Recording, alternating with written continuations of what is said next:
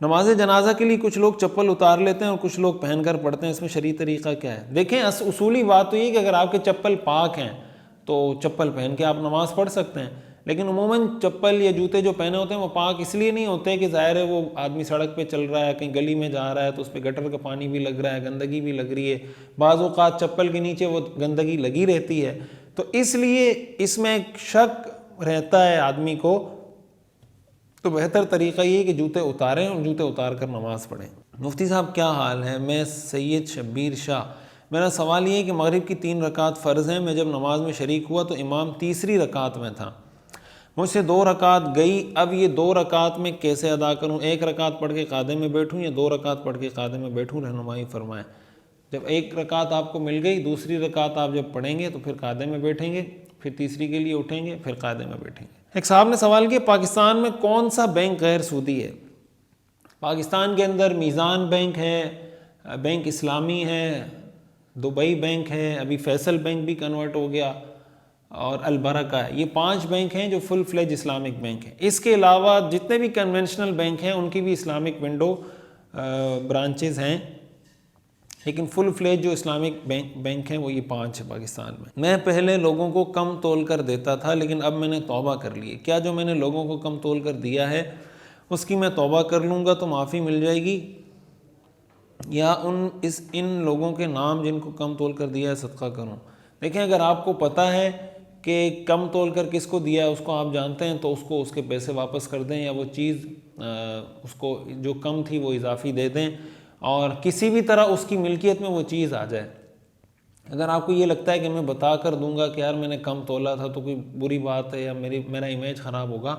تو یہ ضروری نہیں کہ آپ بتا کر دیں، آپ کچھ بھی ہدیہ گفٹ کہہ کر کچھ بھی کہہ کر آپ اس کو دے دیں، اس کو مالک بنا دیں، تو بس آپ کی نیت تھی تو وہ ادا ہو جائے گی۔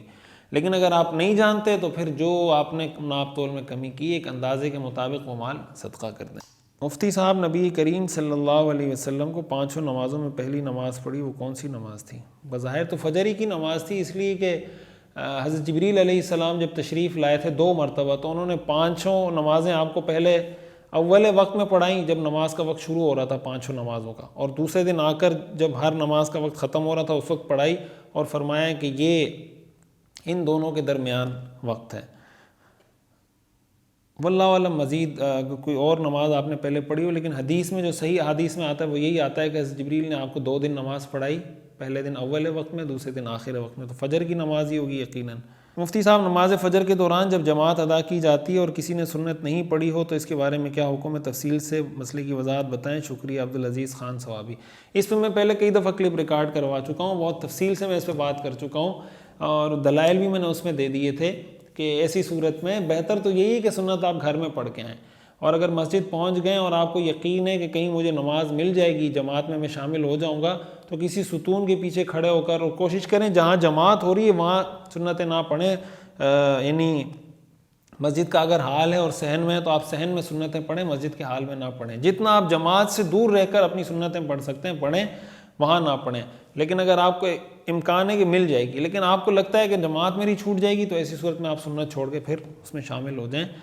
جماعت کے اندر، اس لیے کہ جماعت کی فضیلت بہرحال اس سے زیادہ ہے۔ ایک صاحب نے سوال کیا ہے